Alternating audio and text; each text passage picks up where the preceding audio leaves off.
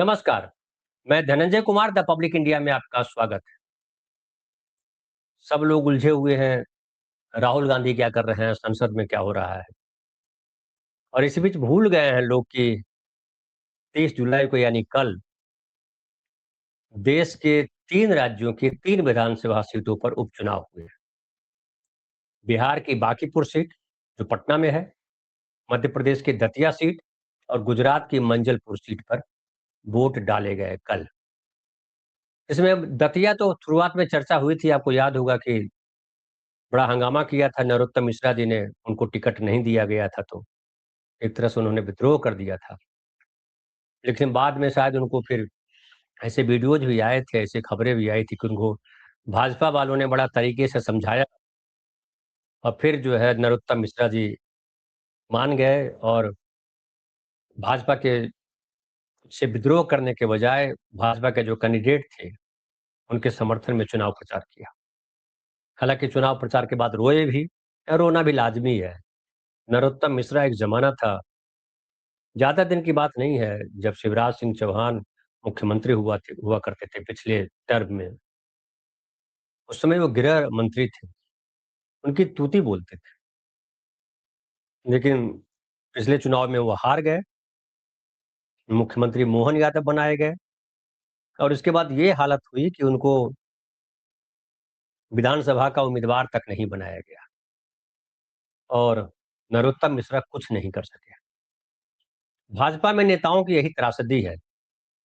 भाजपा में नेताओं की पूछ तभी तक होती है जब तक वो पार्टी के भीतर रहते हैं और जैसे ही पार्टी से बाहर निकलते हैं या निकाले जाते हैं, उनका खेल खत्म हो जाता है। कई उदाहरण हैं।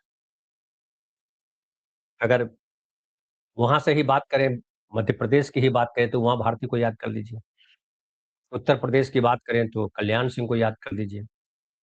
ये सब बड़े धुरंधर नेता थे, लेकिन भाजपा ने बाहर किया, खेल खत्म हो गया।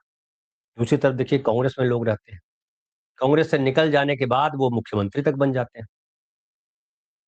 भाजपा उनको मुख्यमंत्री बना देती है। याद कीजिए, असम चले जाइए, हेमंता बिश्व शर्मा कांग्रेस में थे। गौरव गोगोई जो आज उपनेता हैं कांग्रेस के लोकसभा में, उनके पिताजी जब वहाँ मुख्यमंत्री हुआ करते थे, तो हेमंता बिश्व शर्मा वहाँ मंत्री थे। आज देखिए वो कांग्रेस से निकलने के बाद वो चीफ मिनिस्टर हैं। वैसे ही देखिए कि जो पश्चिम बंगाल है, पश्चिम बंगाल में जो आज मुख्यमंत्री हैं, शुभेंदु अधिकारी, ममता बनर्जी के साथ हुआ करते थे। वहाँ से निकले और अभी देखिए वो मुख्यमंत्री हैं। लेकिन भाजपा के नेताओं का ऐसा कोई इतिहास नहीं। इसलिए नरोत्तम मिश्रा बेचारे चुप बैठ गए। लेकिन ये तीनों विधानसभा सीट जो है, मंजलपुर कोई बहुत चर्चा में नहीं है। गुजरात की जो सीट है, गुजरात में ऐसे भी जैसे लगता है कि सब चुनाव एक तरफा होता है, जीतेगी तो बीजेपी, ऐसा माहौल बन गया है। लेकिन बिहार में जो बांकीपुर सीट है, बड़ी चर्चा में है। चर्चा में होना लाजमी है। एक तो बिहार है, फिर बांकीपुर सीट जो है पटना, जो राजधानी है बिहार की, वहाँ की सीट है। पहले ये पटना पश्चिम कहलाया करता था, अब इसका नाम बदल के कर दिया गया है बांकीपुर। और बांकीपुर का जो पूरा इलाका है, वो समझ लीजिए कि पटना का जो पुराना मुख्य इलाका है, वही बांकीपुर में पड़ता है। और बांकीपुर सीट जो है परंपरागत तरीके से बीजेपी की सीट रही है। खास करके अगर बात कीजिए 1995 से आज तक बीजेपी वहाँ नहीं हारी है। नितिन नवीन जो अभी बीजेपी के राष्ट्रीय अध्यक्ष हैं, वो वहाँ कई बार विधायक रह चुके हैं, मंत्री रहे। उसके पहले इनके पहले मतलब इनके पिताजी हुआ करते थे नवीन कुमार सिन्हा, वो विधायक रहे लंबे समय। और ये एक ऐसी सीट है जहाँ जो भाजपा का गढ़ कहलाता है और इसकी वजह बताई जाती है कि यहाँ कायस्थों का वोट प्रतिशत कुछ 15% के आसपास है। सबसे ज़्यादा कायस्थ यहीं रहते हैं। नितिन नवीन कायस्थ हैं। आप जानते हैं कायस्थों का साथ बीजेपी के साथ है अभी। रवि ये जो रविशंकर प्रसाद हैं, वो भी कायस्थ हैं। वो पटना पटना सिटी जो पहले पटना क्या अभी नाम हो गया, लोकसभा सीट से वो जो है पटना साहिब पटना साहिब लोकसभा सीट से अभी वो सांसद हैं। और पटना साहिब जो पहले बाढ़ लोकसभा सीट कहलाता था, उसमें पड़ता था। बाढ़ लोकसभा सीट को बदल करके पटना साहिब कर दिया गया। बाढ़ लोकसभा सीट से नीतीश कुमार कई बार जीते थे। मैं ऐसे ही इतिहास बता दे रहा हूँ चर्चा करते हुए। तो ये जो सीट है बांकीपुर सीट, बीजेपी के लिए प्रतिष्ठा का प्रश्न बन गई है। और उसकी वजह है कि अब जो बताया हमने कि 1995 से यहाँ हारी नहीं कभी बीजेपी। और ये जो प्रशांत किशोर है, प्रशांत किशोर यहाँ खुद लड़ रहे हैं। विधानसभा चुनाव जब 2025 में हुआ था बिहार में, तो प्रशांत किशोर ने कहा था कि हम जहां से लड़ेंगे तेजस्वी यादव वहीं से लड़ेंगे। लेकिन बाद में फिर प्रशांत किशोर ने कहा कि हमारे ऊपर दबाव है कि आप खुद चुनाव मत लड़िए, आप जो कैंडिडेट चुनाव लड़ रहे हैं उसके लिए प्रचार कौन करेगा। प्रशांत किशोर ने कहा, लेकिन लोगों ने कहा कि प्रशांत किशोर दरअसल हार के डर से चुनाव नहीं लड़े। लिहाजा इस बार अपनी प्रतिष्ठा बचाने के लिए शायद, या जो भी कारण रहा हो, लोग यही कह रहे हैं कि प्रशांत किशोर अपनी पार्टी और अपनी प्रतिष्ठा को बचाने के लिए चुनाव लड़ रहे हैं। बांकीपुर विधानसभा सीट से, बांकीपुर विधानसभा सीट प्रशांत किशोर का इलाका नहीं है। न वहाँ उनका आधार है, जातीय आधार है, और न ही पार्टी का वैसा कुछ आधार है। पिछली बार इनकी पार्टी को 7,500 के करीब वोट मिले थे।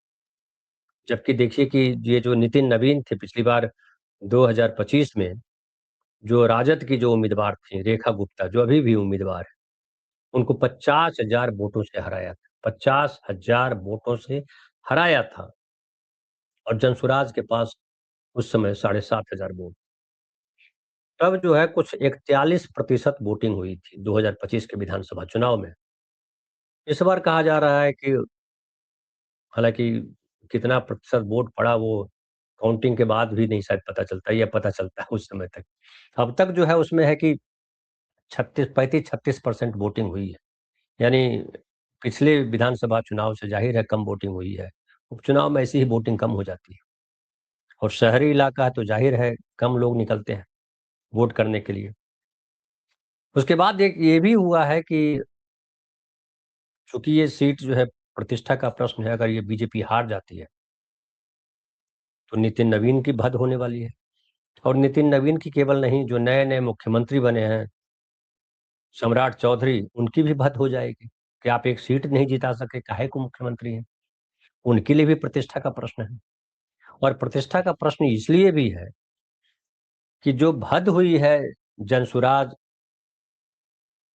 जो जनसुराज तो क्या कहिए, ये जो कॉकरोच जनता पार्टी है, कॉकरोच जनता पार्टी ने जो आंदोलन किया और धर्मेंद्र प्रधान जी का इस्तीफा हुआ, उससे नरेंद्र मोदी जी की भद हुई है। पूरी बीजेपी की भद पिटी है। पूरे बीजेपी के केंद्रीय नेतृत्व की भद पिटी है। और जिस तरह से पूरे देश में आंदोलन हुआ, पटना में भी आंदोलन हुआ। मोदी सरकार के लिए भी एक तरह से प्रतिष्ठा का प्रश्न है। अगर ये सीट हार जाती है बीजेपी, तो ये भी नैरेटिव बनाया जाएगा कि देखिए क्या असर पड़ा, यहाँ कोई जादू काम नहीं किया। न अध्यक्ष का जादू काम किया, न मुख्यमंत्री का जादू काम किया, न नरेंद्र मोदी का जादू काम किया। और ये भी दिलचस्प है कि नरेंद्र मोदी या अमित शाह, कोई बड़े नेता वहाँ चुनाव प्रचार के लिए गए नहीं। और लोकल नेता भी गए, लेकिन मनोज तिवारी से लेकर के तमाम लोग गए। कई बार ये भी खबरें आई कि स्थानीय नागरिकों ने उनको जो है भगा दिया, दौड़ा लिया, ये सब भी खबर आई। अब अभी जो है वहाँ ये भी हुआ कि भाजपा की तरफ से पहले जो अभिषेक कैंडिडेट बनाए गए थे, जो नितिन नवीन के बेहद करीबी हैं, अचानक उनका टिकट कट कर दिया गया, नॉमिनेशन फाइल करने के बाद। और नीरज सिन्हा एक अज्ञात व्यक्ति को टिकट दे दिया गया। नीरज सिन्हा खुद लड़ने को तैयार नहीं थे, लेकिन नीरज सिन्हा चुनाव लड़ रहे हैं। राजद ने रेखा गुप्ता को ही उतारा है। इनके अलावा कुल 25 उम्मीदवार हैं, लेकिन इन 25 उम्मीदवारों में चर्चा इन 3 उम्मीदवारों की है, प्रशांत किशोर, रेखा गुप्ता और नीरज सिन्हा। अब ये तीनों कैंडिडेट में कौन जीतेगा, कौन हारेगा, इसका आकलन जो है कोई अब तक दे नहीं पाया सही सही। कई लोगों को लग रहा है कि प्रशांत किशोर जीतेंगे। भाजपा के लिए प्रतिष्ठा का प्रश्न है, ये मैंने बता ही दिया। राजद की रेखा गुप्ता जो है वो प्रतिष्ठा के प्रश्न उनके लिए नहीं है, लेकिन दूसरी बार लड़ रही हैं तो जी उनके लिए जीत प्रतिष्ठा की बात है। और ये रेखा गुप्ता जो है बेसिकली जो बनिया कम्युनिटी है, जो परंपरागत तौर पे बीजेपी के वोटर माने जाते हैं, 15% के आसपास कायस्थ और 15% के आसपास 20% के आसपास बनिया इस इलाके में है। तो दोनों मिला दीजिए 30-35%। तो जो दोनों एक साथ है, आप जानते हैं कि दोनों जो है वो बीजेपी के साथ खड़े हैं। लेकिन पिछले चुनाव में भी रेखा गुप्ता ने काफी वोट काटा था, इस चुनाव में भी वोट काटेंगी वो।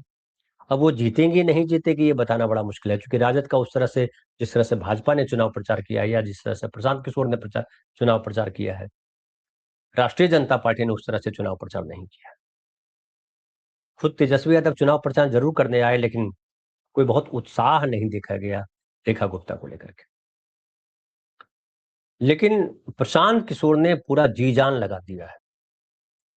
और परसों मतलब चुनाव कल हुआ और उससे पहले प्रशांत किशोर जक्कनपुर थाना गए। पता चला कि उनके कुछ कार्यकर्ताओं को पुलिस ने अरेस्ट कर लिया है, गायब है, पता ही नहीं चल रहा है कहाँ गए। और जो गर्मा गर्मी बहस हुई है थानेदार के साथ प्रशांत किशोर की, और जिस भाषा में थानेदार ने बात की प्रशांत किशोर से, वो चौंकाने वाली। आप जरा सुनिए, उसके बाद फिर हम आगे बात करते हैं। एक छोटा सा वीडियो है जो देख लीजिए। इच्छा जरूर की जाएगी, चाहे आपके ऊपर जितना भी दबाव हो, कि अगर आपके थाने में 2 आदमी आया, कोई भी यूनिट पकड़ा हो, लोकल थाने की जानकारी के बगैर तो नहीं पकड़ा होगा। आपको जानकारी नहीं दी, आपके थाने में लाकर घंटों बैठा कर रखा। हमारे 2 साथी आए, जानकारी नहीं थी सर, ऐसा नहीं नहीं ठीक है, तो थाने में है तो जानकारी है, यही बात है। आपसे इतनी बात पूछी जा रही है, और तो सर हमने तो प्रोफेसर साहब जो कह रहे हैं ये भी एमएलसी हैं, और आप ऐसे नहीं बात कीजिए कि इनको कोई समझ नहीं है। सुनिए, बात इतनी कही जा रही है कि कोई आपके थाने में 4 घंटे आया, वो आदमी यहाँ से कहीं आप लोगों ने शिफ्ट कर दिया। आप कह रहे हैं सर यहाँ तक हमारी जानकारी हो विधानसभा में नहीं है, वहीं बाहर है। अभी आपने बोला, जो भी बोला, अब फिर आपको कह नहीं रहे, क्योंकि आप उतना राजनीति समझते हैं कि क्या बोलना है क्या नहीं बोलना है। प्राइवेटली अभी आपने इतना तेज हैं आप, इतना भी बेवकूफ हमको मत समझिए। लेकिन सुन लिए, आप पर चाहे जो भी दबाव हो, और हम कुछ भी नहीं हो, तो भी आपकी ये जिम्मेवारी है कि आपके थाने में अगर कोई 2 आदमी आया, 4 घंटे बैठा था, अगर यहाँ से शिफ्ट हुआ है, तो आपको इतना कटसी तो बनना ही चाहिए कि सर हमारे यहाँ से इतने बजे इस यूनिट ने उसको लेके गया है। लेकिन ये जो आप बता रहे हैं कि हम काहे बताएंगे, उसका तरीका नहीं, तरीका है क्या? तरीका बता दीजिए। तरीका ये थोड़ी है सर। अच्छा, तो आप मतलब उसका काउंटर कर रहे हैं?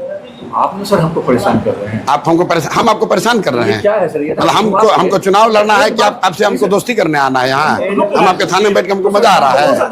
आपको अपनी नौकरी, अपने बॉस को प्लीज करना है। सुन लीजिए आप, अरे भैया ऐसा है, सब नौकरी करने वाले लोग हैं, ठीक है ना? हम लोग मंगल ग्रह से ना आए हैं, क्यों कर रहे हैं सर? हम सामाजिकता ही देख रहे हैं। आप सामाजिकता देखने वाले होते तो यही दशा होता यहाँ का। ऊपर के अफसर ने कह दिया कि भैया ये विरोधी पार्टी, इसको उठा लो, तो आपका नियम कानून सब हवा चला गया। यहाँ पे सुनिए, नहीं अध्यक्ष, ये भी नहीं जानते हो आप, नहीं है, नहीं जानते, शांति से नहीं सुन लीजिए। यहाँ भाजपा वाला पूरा बिहार से आदमी को बुला के पैसा बांट रहा है, तो आपको नहीं दिखेगा। बात लीगलिटी की है, आप किसी को इलीगल डिटेन नहीं कर सकते हैं 4 घंटे थाने। तो ये देखिए कि और भी कई वीडियो है जिसमें बड़ी गर्मा गर्मी बहस हुई है, थानेदार ने धमकाया भी है, इनके तरफ से भी धमकाया गया होगा। अब सोचिए, ये प्रशांत किशोर हैं, प्रशांत किशोर जो कल तक प्रधानमंत्री नरेंद्र मोदी को चुनाव जिताया करते थे, जो नीतीश कुमार को इन्होंने चुनाव जिताया, ढेर सारे लोगों को, कई लोगों को मुख्यमंत्री बनाए। वो प्रशांत किशोर एक विधानसभा सीट जीतने के लिए कितना स्ट्रगल कर रहे हैं, वो इस वीडियो से आपको पता चला होगा। अब बताइए, प्रशांत किशोर जो राष्ट्रीय अंतर्राष्ट्रीय स्तर के व्यक्ति हैं, वो सब इंस्पेक्टर के सामने जो है, या सब इंस्पेक्टर इनके साथ इस तरह से बर्ताव कर रहा है, तो आम आदमी की क्या हालत है बिहार में, इससे एक कल्पना निकाल सकते हैं। और बीजेपी की सरकार ने, या कहिए सम्राट सरकार ने, पुलिस वालों को क्या कह रखा है, या चुनाव आयोग ने क्या दे रखा है निर्देश, क्योंकि चुनाव के समय तो चुनाव आयोग ही सब तय करता है, ये इससे समझ सकते हैं। अब एक अकेले जो है, जो विधानसभा सीट है, उसके महत्व को समझिए, और उसके में क्या बीजेपी की तैयारी है, ये मैं आपको बताता हूँ।